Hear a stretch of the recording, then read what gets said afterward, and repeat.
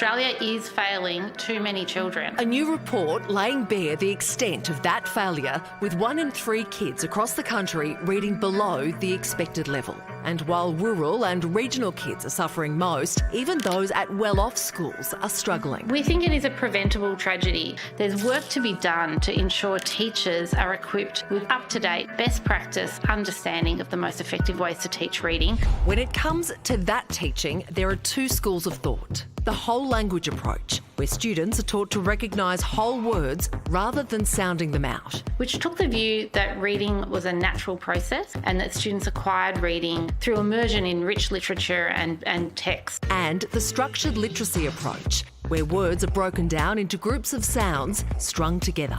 The best way to get all of our students to that proficiency level is actually to do a really systematic instructional approach in phonics decoding in the early years. Experts behind today's report say if we want to improve reading outcomes, structured literacy is the only way forward. The UK and parts of the US have adopted that teaching method, but here our approach differs between states and even individual schools. The reading wars are over. We know what works. We've got to sign a new school agreement this year to make sure that we fund our schools properly. To help teachers to implement a consistent way of working, we're going to have to support them. We're going to have to train them, because leaving them out to dry by just saying you need to teach differently now is not a professional way to step forward. And the consequences if we don't make changes? More disruptive kids in class, ultimately ending up unemployed or in jail. All culminating in a $40 billion hit to the economy over their lives. If we can lift reading performance in Australia, we'll be helping those children, we'll be helping their communities, and we'll also be lightening the burden on our teachers. So how many kids will be left behind before action is finally taken to fix a broken system? Jackie Burrows is the principal of Churchill Primary School in Victoria and changed her approach from whole of language to teaching phonics 7 years ago. Jackie, why did you make that decision to switch to the phonics method? The main reason we made the change to teaching systematic literacy was because we weren't getting any good results with whole language. Kids were quite disengaged and we had really disruptive classrooms. So our academic results have really improved, and also our classrooms are a lot calmer, the kids are more engaged and having a much more positive experience at our school. Can you give us a sense of how dramatic or mild the improvement has been? Oh, I think we had about 50% of our kids in when we started who weren't at the expected level, and now that's decreased significantly, and we are well above state for our results in that plan. There's long been this battle, this reading war, where 2 very different types of teaching methods have been at odds with each other. Do you think that teachers are kind of caught in the middle here?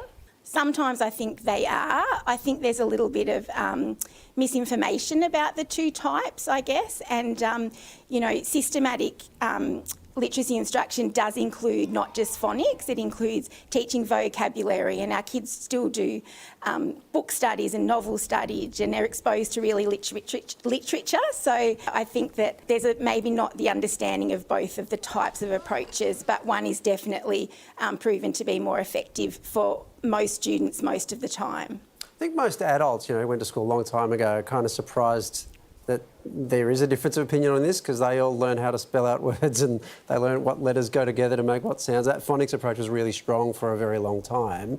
Why do you think we ended up abandoning it, at least in like a significant proportion? Like what was it that made us go, well, let's just try something else that it turns out may not have worked very well? Yeah, I think there was, in the 70s and 80s, there was an approach that we probably learned, well, I did at university, so where teachers were facilitators and constructed knowledge with kids. So kids were probably given a little bit more freedom, I guess, to kind of figure things out for themselves. But what we know with structured literacy is that students need to be taught all of these skills, and that, learning to read isn't natural. So just exposing kids to texts or reading materials isn't going to make a lot of kids proficient readers. Jackie, while I've got you, do you have any book recommendations for someone, maybe a TV presenter, that wants to upgrade from picture books to just like a normal book? No, not really, sorry. Oh, okay, great. No worries. Picture books it is for me. Yeah. Isn't it those magazines you read for the articles? Oh, those Yeah. ones. Yeah. Oh, pictures. I've never heard them called picture Comics books. or They're something. fancy picture Yeah, books. yeah. Adult picture books. Yes, Jackie, comics. That's exactly what we meant. Hey, thank you so much for speaking to us today. It's a really important issue. Thanks for your time. Thank you.